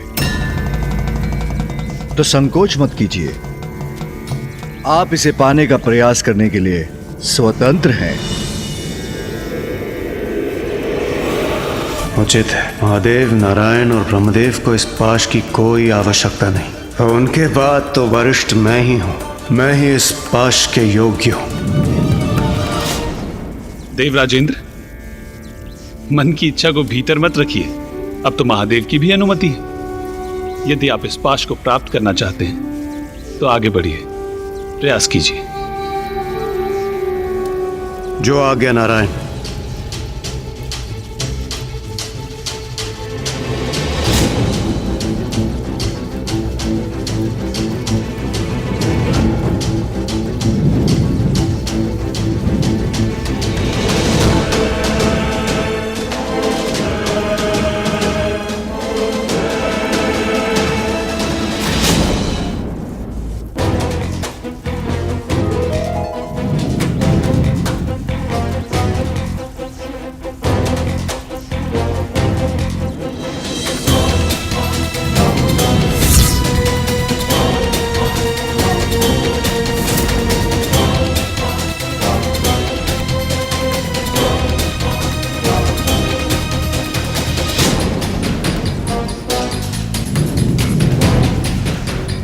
बस अब पल भर में यह पाश मेरा ही होगा।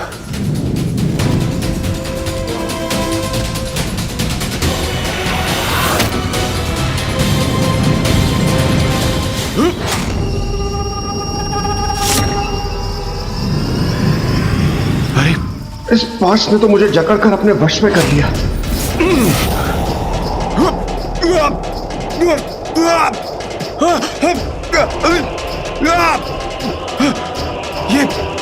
ये कहां गिरा जा रहा हूं मैं? ये कौन सा लोक है ये? देवराज,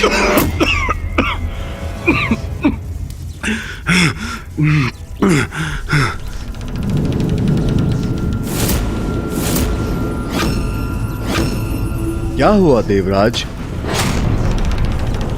आप कुशल तो है ना?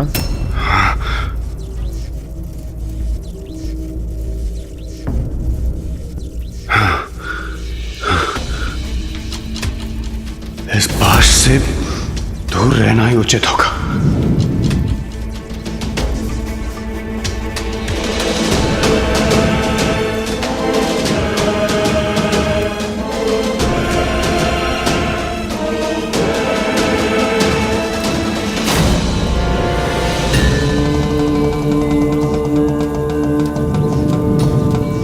कैसे अद्भुत और शक्तिशाली अस्त्र का निर्माण हुआ है मुझसे, जिसे देवराज इंद्र भी नहीं संभाल पाए।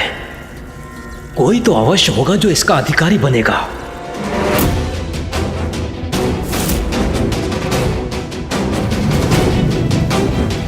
देव कोई स्पष्ट संकेत क्यों नहीं दे रहे हैं? अरे देवराज इंद्र, एक क्षण पूर्व अभी आप उस पाश को उठाने गए थे और अचानक से पीछे हट गए।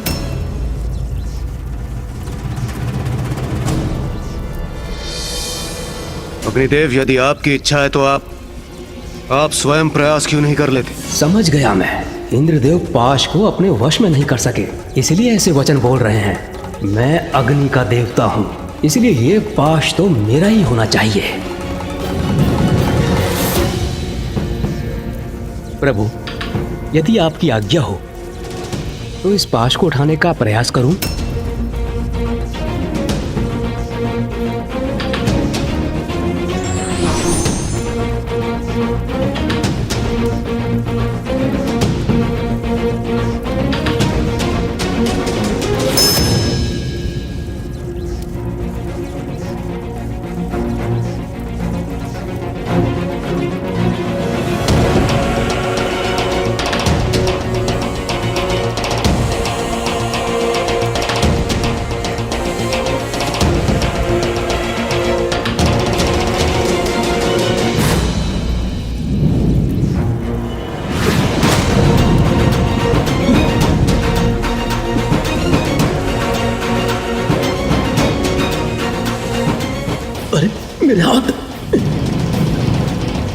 इन अंधकारी छिद्रों में कैसे फंस गए मेरे हाथ।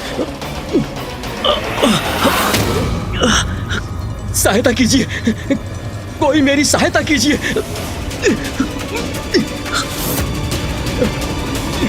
कोई मेरी सहायता करने के लिए भी नहीं है यहाँ, एकाकी हूं मैं।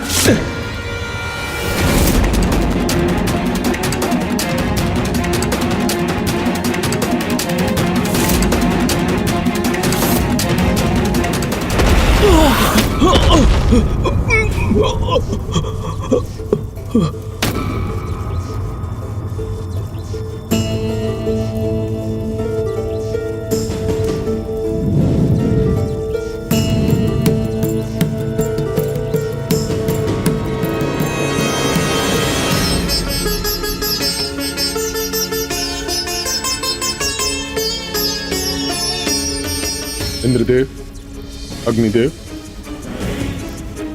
ये क्या हुआ आप लोगों को?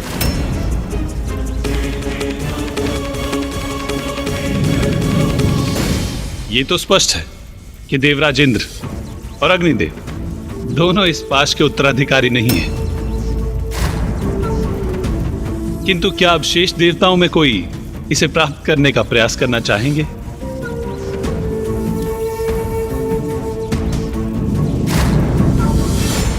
ये पाश मुझे आकर्षित तो कर रहा है, किंतु इंद्रदेव और अग्निदेव के प्रयत्न का परिणाम देखकर मैं सशंकित भी हूं। इंद्रदेव और अग्निदेव दोनों इसे उठाने में असफल क्यों हुए? किंतु यह आवश्यक नहीं कि जो पाश इंद्रदेव और अग्निदेव नहीं प्राप्त कर सके वो मैं भी ना उठा सकूं।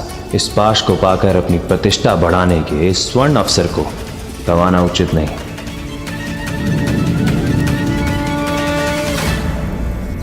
प्रभु नारायण, आपकी आज्ञा हो तो मैं प्रयास करूं। अवश्य।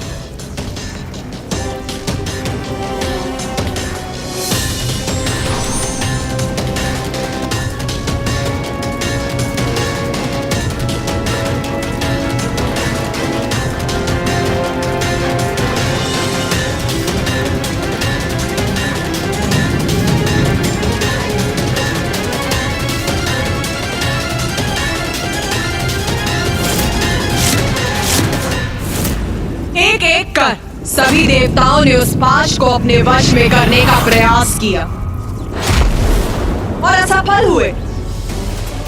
अंततः एकमात्र सूर्यदेव ही शेष रहे। ये पाश जिसका निर्माण मेरी किरणों के तेज से हुआ है, उसने सभी अन्य देवताओं को अस्वीकार कर दिया।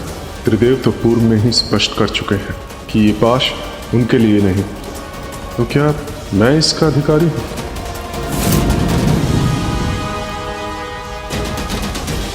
प्रभु, आपकी आज्ञा हो तो मैं प्रयास करूं।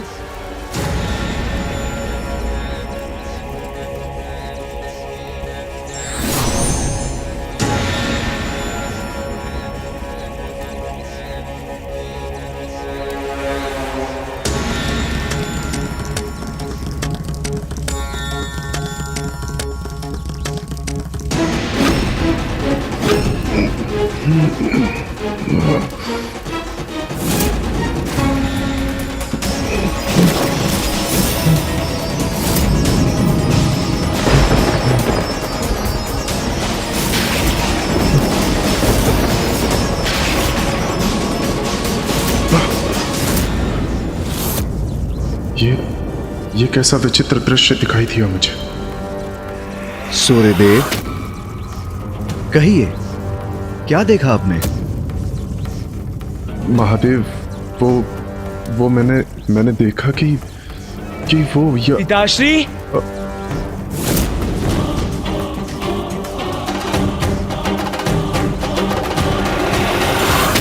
यम, पुत्र यम, तुम यहां?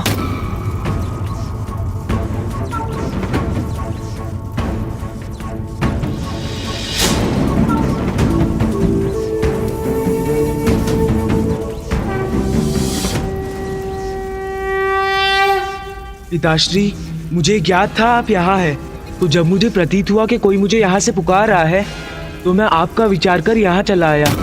यम को प्रतीत हो कोई पुकार रहा है उसे यहां से। और मैंने जो दृश्य देखा तो क्या यम? पुत्र यम, उचित समय पर उचित स्थान पर पहुंचे हो तुम। महादेव, मैं कुछ समझा नहीं। शीघ्र सब समझ जाओगे पुत्र, किंतु सर्वप्रथम जाओ उस पाश को उठाओ।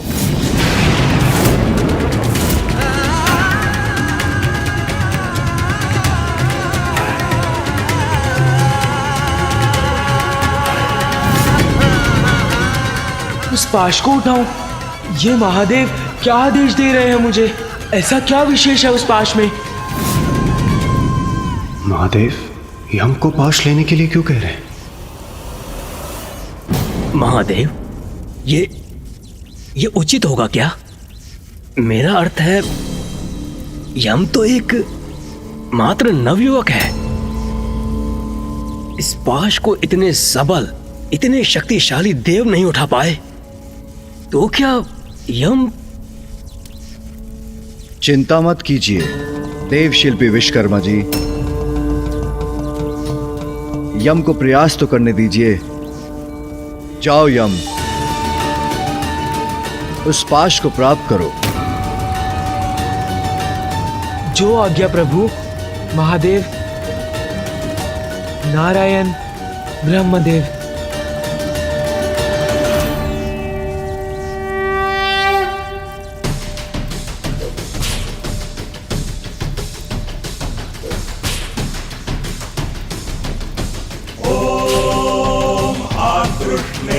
रजसा वर्तमानो निवेशयन्नमृतं च हिरण्येन सविता रथेन देवो यति भुवनानि पश्यन्।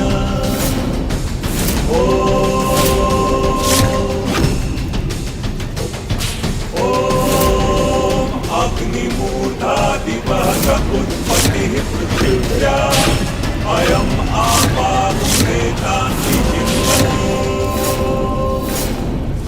यम, सूर्यपुत्र यम, मैं आपको अपना स्वामी स्वीकार करता हूं। यमराज,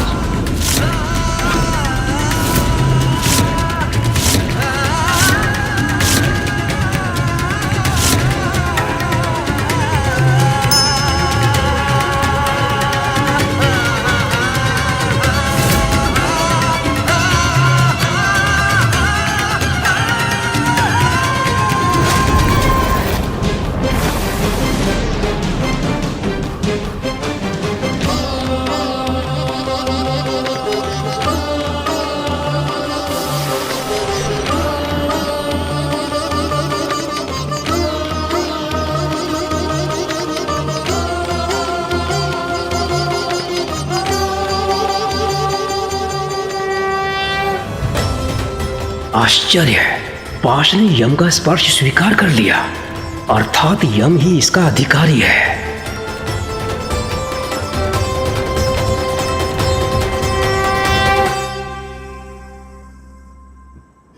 मेरे पुत्र यम ने इस पाश का स्वामित्व प्राप्त किया।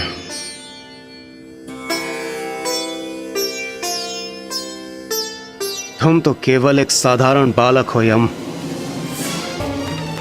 फिर ऐसा क्या है तुम में जो इस पाश ने मुझ देवराज इंद्र को छोड़कर तुम्हें अपना स्वामी स्वीकार कर लिया?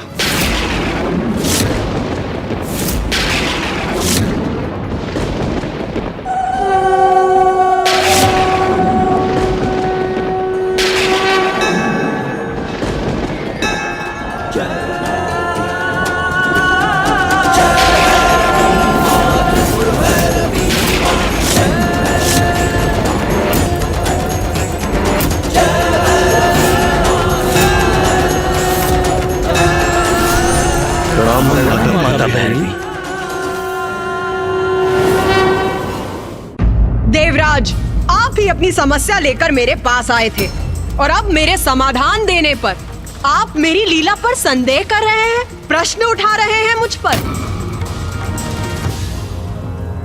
नहीं नहीं माता, मुझे आपकी लीला पर कदापि संदेह नहीं। मुझे तो बस ज्ञात करना था कि यम ही क्यों। क्योंकि यम उत्तम आचरण, धर्म परायणता और न्यायपरता में श्रेष्ठतम है। क्षमा कीजिए माता, किंतु ये सब मेरे समझ के परे है। यम, तुम्हें एक अत्यंत महत्वपूर्ण कार्य हेतु चुना गया है। जिस पाश ने तुम्हें चुना है वो मृत्यु पाश है, जो आज से यम पाश भी कहलाएगा।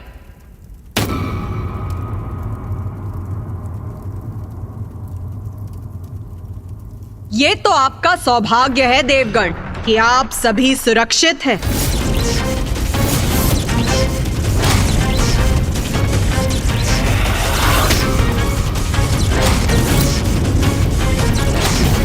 क्योंकि अब अपने स्वामी के हाथों में इस पाश की शक्ति अपनी पूर्णता प्राप्त कर चुकी है, और अब जो भी इसका स्पर्श करेगा वो तत्काल मृत्यु का भागी बनेगा।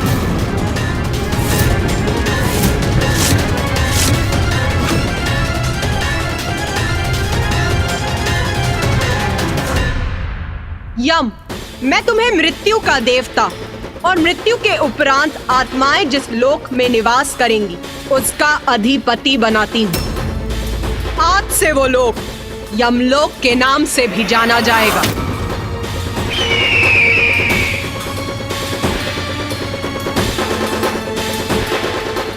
और उसकी व्यवस्था को सुचारू और नियंत्रित रूप से चलाने का दायित्व तुम्हारा होगा।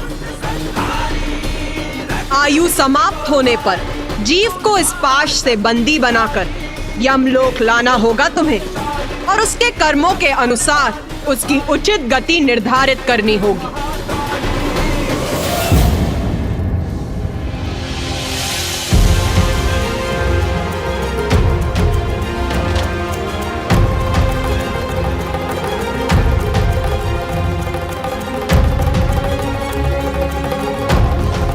जो आज्ञा माता।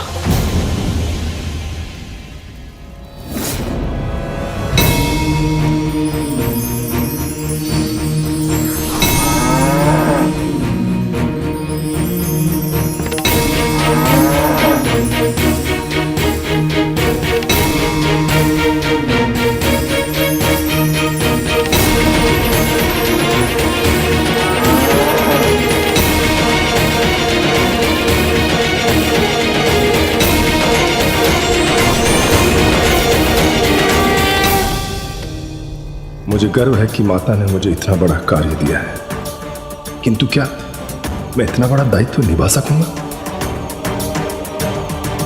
इस दायित्व को निभाने में चित्रगुप्त और यमदूत तुम्हारे सहायक बनेंगे।